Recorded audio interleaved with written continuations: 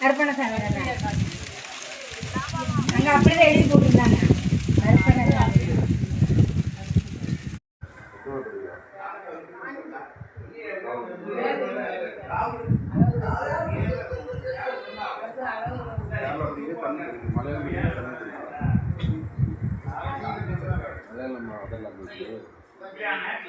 மலையாளம் நல்லா தெரியுமா?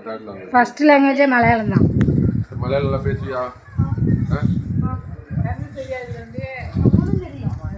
பேச தெரியும், எழுத தெரியாது.